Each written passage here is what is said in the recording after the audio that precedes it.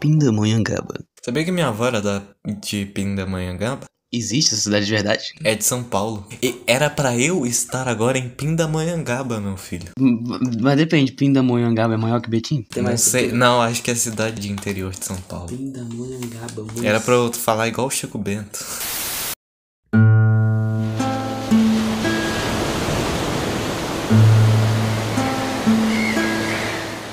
Bem-vindos ao Luzes do Farol Podcast.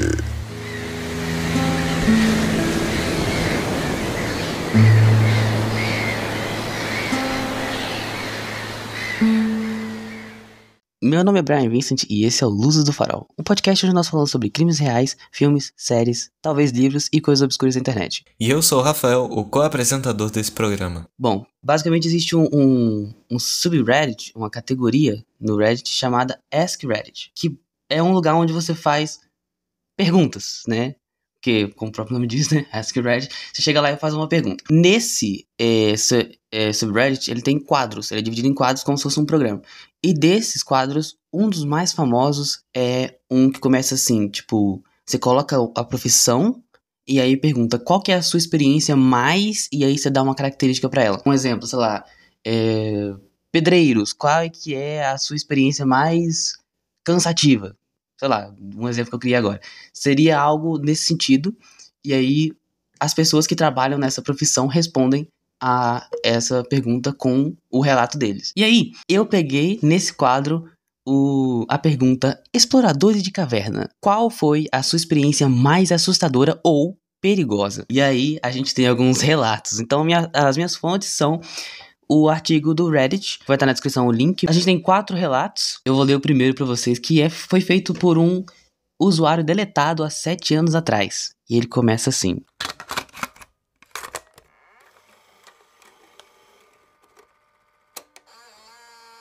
durante uma exploração de cavernas, ou espeleologia, não sei a diferença entre elas. Minha família e alguns amigos estávamos em cavernas profundas e, enquanto estávamos saindo, encontramos uma fenda cerca da altura dos joelhos da rocha. Deitando de barriga para baixo, havia um espaço apertado no qual você podia se enfiar, e isso levava a um pequeno espaço rasteiro na rocha, com quartzo crescendo no teto, formando um belo display de cristais. Entramos um por um, e se você fosse claustrofóbico, esse lugar era o seu pesadelo vivo. Na maioria das vezes, você podia sentir o teto nas costas e o chão no estômago cada vez que respirava. Fomos fundo e era simplesmente incrível, como um pequeno mundo escondido dentro da rocha sólida. Cheguei o mais fundo que pude antes que o caminho se curvasse para a esquerda e ficasse coberto por estalagmites.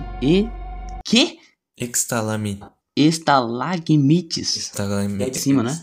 Não, é de baixo. A estalactite que é de cima. Estalactite é de cima e estalagmite é de baixo. O que é uma coisa muito imbecil, né? Por que você dá nome diferente pra duas coisas que são iguais, só que a diferença é que uma tá no teto? Então é diferente, não é? Se eu colocar um quadro na parede e um quadro no chão ou em cima de um móvel, tem diferença? Depende. Ele faz a mesma coisa, ele tem a mesma função. Ah, então continua sendo um quadro, nesse caso. Agora a estalactite, ela pode cair, a estalagmite não vai cair pra cima. Mas se você cair em cima de uma estalagmite... Aí você tem o mesmo efeito que uma estalactite cair em cima de você com o peso do seu corpo. Então tem a mesma função. Tá bom, você tá certo. Vou deixar essa diferença no episódio. Mano, que coisinha que tá.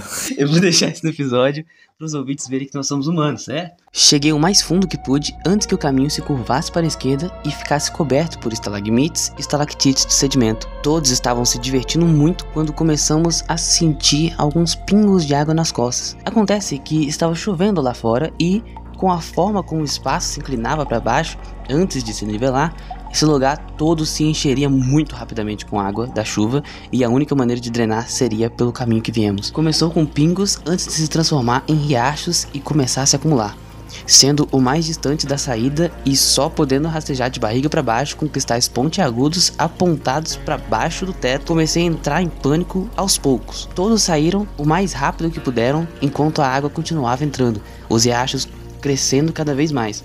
Saímos um por um o mais rápido que pudemos, mas não foi rápido o suficiente. Eu podia sentir a água subindo até o meu queixo, enquanto rastejava atrás do meu irmão. Cada centímetro que avançava parecia tão dolorosamente lento, que eu podia sentir as paredes se comprimindo ao meu redor. E a água era implacável. agora espirrando contra os meus movimentos de pânico. Consegui sair justo quando a água estava chegando aos meus lábios, e todos saíram em segurança. Não estou ansioso para tentar isso novamente.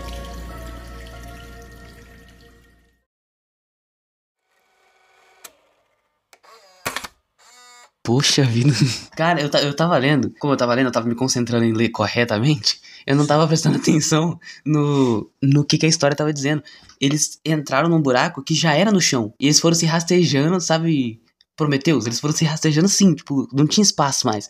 E aí a água começou a vir lá de cima e o buraco era pra baixo. Sim, isso é bem comum quando eles fazem essas explorações dentro de caverna. Em algum momento eles passam por esses buracos sobreestreitos que eles só tem que meio que se espremer e às vezes só cabe uma pessoa. Eu não teria coragem, não. Eu não conseguiria ficar num lugar desse, principalmente quando ele falou que tem estalactites e estalagmites. Cara, eu tenho medo de alfinete. Eu vou ficar num lugar que tem estalactite que pode cair na minha cabeça. Sai fora, irmão. Mas eram de quartzo, né? Então pelo menos eram bonitos. Era bonito, mas eram bem mais afiados, não é verdade? Do que se fosse de sedimentos. A próxima história é de um usuário com um nome impronunciável, provavelmente um Inca, um Maia, um Azteca. Eu nem vou tentar ler esse nome. Foi há 7 anos atrás, e aí a história começa assim.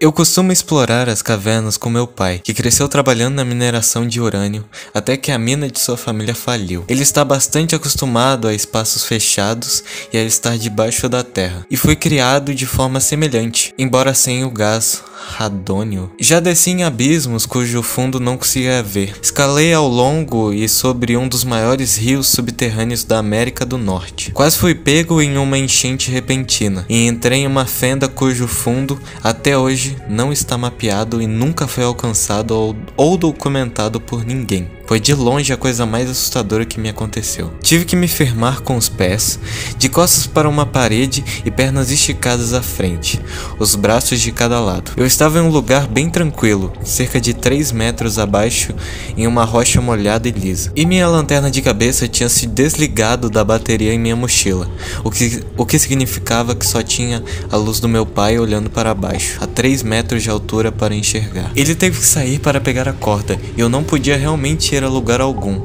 ou religar minha lâmpada na minha posição. Então fiquei naquela fenda por cerca de 1 hora, mas Deus pareceu muito mais tempo. Eu pensei que a queda em si fosse assustadora, mas não foi nada comparada a isto. A escuridão completa, e ouvir meus joelhos rangendo sob a pressão, cada pedaço de cascalho que se soltava da sola das minhas botas, batendo nas laterais da fenda no caminho para baixo, apenas se desvacenando. Nem conhecia essa palavra, desvacenando. Não, é Desvanecendo? Desvanecendo. Você brincou agora. Esses idiotas. Deixa isso. Comecei a ver luzes e flashes. Não conseguia dizer se meus olhos estavam abertos ou fechados. E não conseguia me mexer para conferir, ou eu cairia sei lá quantos metros. Eu conseguia ouvir mais do que jamais quis, enquanto simultaneamente experimentava o silêncio mais absoluto que já senti. E tudo que eu conseguia sentir era a rocha contra as minhas costas e mãos. E presumivelmente o que meus pés estavam apoiados. Comecei a não conseguir distinguir o alto do baixo. E comecei a ouvir passos e movimentos e formas do canto do olho. Foi um inferno esperar meu pai voltar com a corda para me ajudar a sair. Eu sei o que experimentei foi apenas a falta de estímulos visuais e auditivos, mas caramba, foi a coisa mais assustadora que já experimentei. E agora sempre levamos uma boa quantidade de corda conosco, mesmo que pensemos que não precisaremos em uma caverna. Acabou? Graças a Deus. E não foi assustadora essa história. Bom, o terceiro relato foi escrito pelo Mr. Não sei como é que lê isso, é o que? XORN. Mr. XORN. Mais uma vez, há 7 anos atrás, ela começa assim, olha só.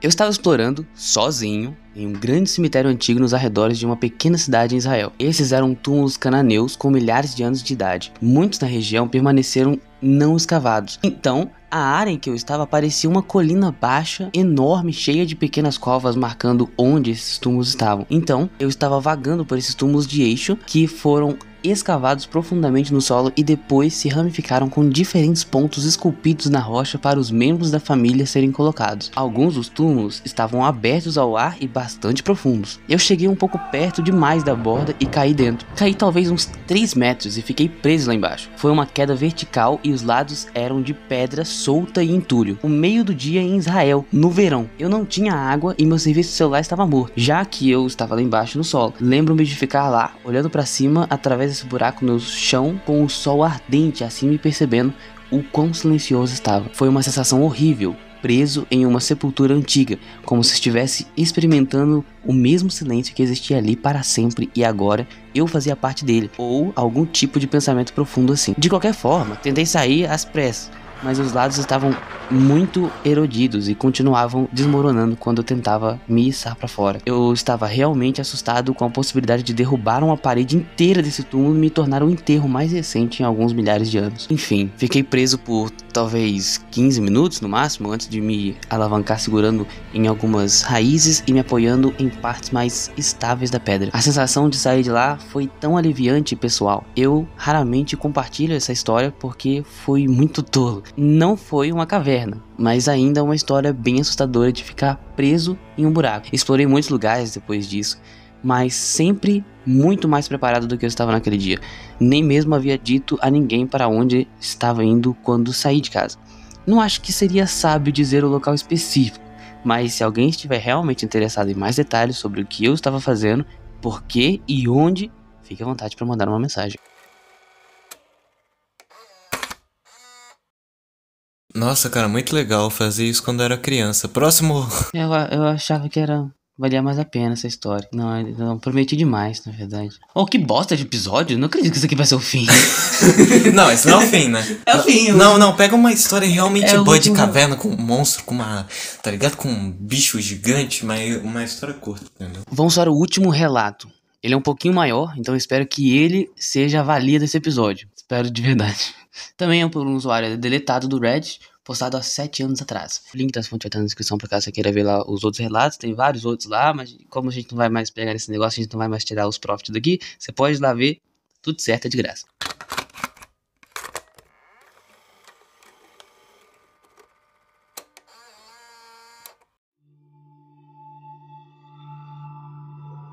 Posso responder a isso porque tenho explorado cavernas como um hobby há vários anos. Nada realmente assustador acontece em cavernas, mas já estive em algumas situações perigosas que me deixaram questionando minha sanidade ou a sanidade daqueles ao meu redor. Então, eu costumava ceder a um grupo de pessoas de um clube universitário, mas já havia saído da universidade há alguns anos e estava fazendo as minhas próprias coisas. Bem, um fim de semana, eu e a minha amiga, vamos chamá-la de Jane, decidimos que deveríamos fazer uma pequena viagem para uma caverna com esses caras. Você sabe, para ver como que estava o antigo clube. O clube que nos pensou em como ceder. E nós, por sua vez, pensamos nos caras novos quando éramos os velhos. Eu acho que eu entendi. É tipo, vamos pra ver esse clubinho, porque os caras é tudo novinho, a gente que já tem um tempo, né? Entendi, eram pessoas experientes que iam fazer uma exploração com novatos, tipo isso. Isso, na verdade eu vi que tinha uma erro de tradução aqui, eu vou ler de novo agora com a correção, certo? O clube pensou em como ceder, e nós, por sua vez, pensamos nos caras novos como éramos os velhos. De qualquer forma, tá tudo bem, e eu e Jane vamos cavar por conta própria. Mas naquela noite decidimos nos juntar ao grupo e cavar com eles em uma pequena caverna perto do acampamento. Agora estava chovendo um pouco e eu estava começando a me sentir desconfortável. Mas, pra ser sincero, nunca expressei minhas preocupações e simplesmente segui em frente. Um grande grupo de cerca de 10 pessoas chega a essa caverna. A caverna normalmente é basicamente um rio por dentro, mas tem alguns níveis de corredores que você pode explorar bem acima do rio. A entrada é super apertada e exige que você desça esse cano apertado usando... Não é possível, cara. Eu tentei, juro que eu tentei. A nossa escola acabou com o nosso senso de humor. É o Senai, na verdade. É o Senai. Esse negócio de descer no pé com cano aí. Você não vai rir de novo. Eu vou tentar mudar as palavras.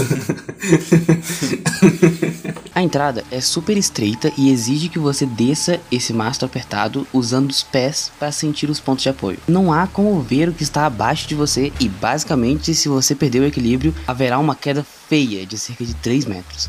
Mas mantenha a cabeça erguida e está tudo bem. Bem, de qualquer forma, chegamos à caverna e os caras do clube estão fazendo suas coisas. Eu e Jane somos apenas os caras velhos voltando para os velhos tempos. Entramos na caverna e tem uma garota que fica presa na entrada do final do grupo. Acontece que era a segunda caverna dela e eles trouxeram pra essa. Embora ela tenha entrado em pânico em uma caverna muito maior naquele dia, 2 líderes ficam pra trás para ajudá-la a se acalmar e levá-la pra dentro da caverna. E o resto de nós segue por alguns dos longos corredores e começa a explorar a caverna. Aí, pergunto para a líder do grupo, uma garota que eu tinha pensado em fazer caverna. Vamos chamá-la de idiota. Que horas são? Não tem um relógio, ela me respondeu. Eu pergunto para ela como ela sai da caverna para chegar na hora certa para chamada. Uma chamada é sem dúvida a coisa mais importante na espeleologia. Basicamente é tipo, a pessoa que entra na caverna, ela deixa uma pessoa do lado de fora e fala assim, ó, a tal hora eu vou voltar. Se eu não voltar a tal hora, você me procura. Tipo quando você sai e fala pra sua mãe.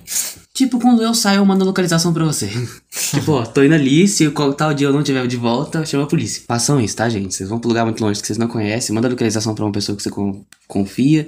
E fala assim, ó, tal dia eu vou estar de volta, é meu plano, se eu não voltar em tal dia eu não te avisar nada, chama a polícia. Isso é importante, pode salvar vidas. De qualquer forma, o líder de todos esses doces e inocentes iniciantes me disse isso, que não tinha relógio. Mantenha a calma, porque não quero que os outros entrem em pânico. Mas digo a ela baixinho, agora sou a chamada. Saia da caverna neste momento. Entrego a ela o meu relógio e começo a voltar para a entrada. Na entrada, os outros 2 líderes estavam sentados com a garota que ficou presa antes. Conseguiram levá-la para dentro da caverna e estão sentados com ela. Conto-lhes a situação e digo-lhes que estou saindo da caverna. Eles me pedem para comprar um kit SRT. Basicamente cordas e arnês, caso a garota em pânico precise dele para subir novamente. Então eu faço exatamente isso. Um tempo depois, volto com o equipamento, que eles não tinham todo e eu tive que pegar emprestado de outros espeleólogos que por sorte estavam no mesmo acampamento. Volto pra caverna e os outros estão indo embora. Lentamente, pois é uma entrada difícil e a saída é mais difícil ainda, todos eles conseguem sair. Mas eis que a garota em pânico fica presa. E com 2 líderes presos abaixo dela, ela está bloqueando a entrada. Nós a amarramos e eu preparo uma âncora para tentar prendê-la em uma corda, caso ela caia. Mas ela está bem presa. Aí recebo notícia dos outros abaixo de que a caverna está começando a encher por causa da chuva. Depois do que parece uma eternidade deles conversando gentilmente com essa garota em pânico, dizendo que ela está indo muito bem e ficará bem, eu surtei. Eu grito pra ela que ela precisa se recompor e sair da caverna porque os outros 2 estão presos atrás dela. Meio que funciona e ela quase para de ter um ataque de pânico. Não totalmente, mas para de hiperventilar, o que só a deixa mais presa. Ela ainda não consegue sair. Então, contra todo o bom senso, deito-me no buraco e agarro-a pelo arnês e puxo-a para cima e para fora da caverna. Depois disso, eu disse ao clube que eles precisam se recompor e deixar de ser cowboys, mas não voltei para eles desde então. Foi difícil, mas eu consegui ler esse relato, certo? De forma tão robótica. Foi difícil, mas eu consegui chegar até o final, certo? É o que importa. Cadê o fantasma? Cadê a... Gostaria também, Cadê né? o demônio? Você não caso... Ah, esse é o terceiro, né? Que completa. Não, esse é o 4, que eu encontrei agora no... O resto tá perto aqui, só que... A gente não ia ler um bom? Esse é o bom. Esse era o bom? Esse é o bom que eu achei. Então foram esses os relatos que nós tínhamos pra hoje. Eu juro que eu procurei relatos bons, mas esses foram os melhores que eu encontrei. Eu queria coisas mais assustadoras, mas como é exploração de caverna não tem muita coisa assustadora, porque é uma caverna, não tem muito o que fazer, é só um buraco. Quem tem claustrofobia é muito assustador. Fora isso, não tem muito o que fazer. Mas a gente tava conversando aqui no meio da gravação desse episódio e muito provavelmente a gente volta em breve com um episódio contando histórias de skinwalkers. E eu concordo muito que esse episódio vai ser muito mais assustador que Sim, dá pra fazer até 2 se vocês quiserem. Ou 3. Olha os feedbacks aí. Eu vou deixar uma caixa de perguntas no... Ou 5. Ou 6. Enfim, eu vou deixar uma caixinha de perguntas no Spotify perguntando se vocês querem que a gente faça um episódio sobre Skinwalkers. É uma votação, só clica lá, é bem rápido pra votar. Clicou ali, votou, acabou. A gente tem umas redes sociais aí, uns negócios, é verdade. né? Não esquece de seguir a gente no Instagram, @luzdofarolpod. E o nosso canal no YouTube finalmente tá pronto. Não tem vídeo de fato, mas a gente tá, por enquanto, upando os episódios que tem no episódio lá. Ainda. No Spotify. Ainda. Nós já estamos começando a planejar o nosso canal no YouTube, que vai dar certo. Se tudo der certo, vai dar certo. A gente vai ter vídeos gravados com a nossa carinha bonita lá. O nome do canal, obviamente, é Luzes do Farol. O link vai estar na descrição. E a fonte que eu usei também para tirar os relatos vai estar tudo na descrição do episódio. Não esquece de deixar 5 estrelas no Spotify e no agregador que você usa para escutar a gente. E até a próxima.